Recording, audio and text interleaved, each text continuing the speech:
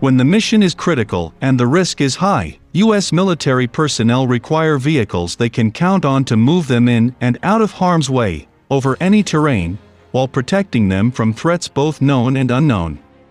Of course, it doesn't hurt if those vehicles, whether for land, sea or air, are loaded with firepower.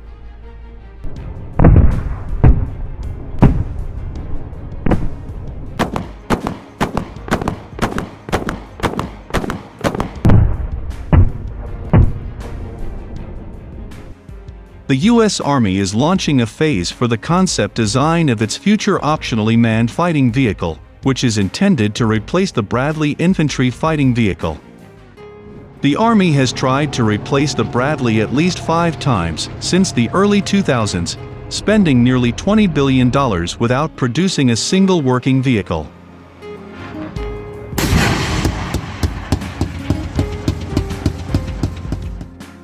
After multiple failed attempts, the latest competition to replace the Cold War-era Bradley infantry fighting vehicle has drawn 5 contestants. The Optionally Manned Fighting Vehicle or OMFV competition includes all of the big names in U.S. land power, plus companies from Germany and South Korea. The M2 Bradley was first used by the U.S. Army in the 1980s. The vehicle not only could carry infantry, but also offered enough protection to allow them to remain mounted during an attack.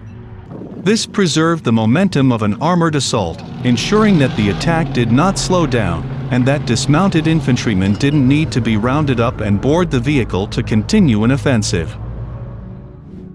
German defense contractor Rheinmetall, which developed the M256 gun on the M1A2 Abrams tank, is tossing its hat into the OMFV ring with the KF-41 Lynx.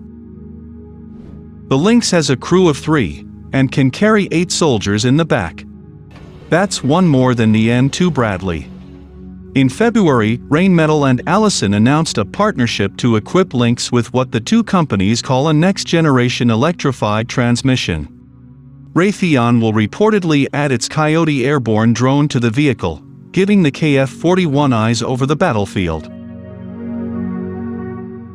The Lynx is armed with a Lance 2.0 turret that includes a 35mm cannon and mission pods capable of carrying anti-tank guided missiles, drones, or loitering munitions.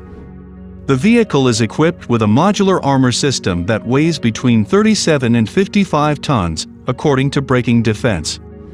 The system would allow the Army to deploy Lynxes with less armor to places where local bridges couldn't support the weight of a 55-ton vehicle.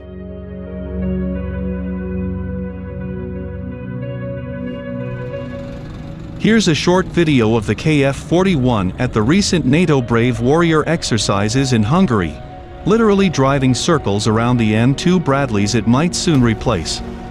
The KF-41, of which only one is currently in existence, was in Hungary where it had won a competition for 218 new infantry fighting vehicles. The KF-41 is bigger, but it's also more agile, with a horsepower-to-weight ratio of 26:1. The Bradley's, by contrast, is about 21:1. The KF-41 in U.S. Army service would probably look a little different than the vehicle seen in Hungary, as the U.S. may want the turret to be equipped with 2 long-range anti-tank missiles, giving OMFV the ability to take on tanks by itself. It may also want an active protection system capable of detecting and shooting down incoming rockets and anti-tank guided missiles. Lastly, KF-41 may need the ability to be operated remotely.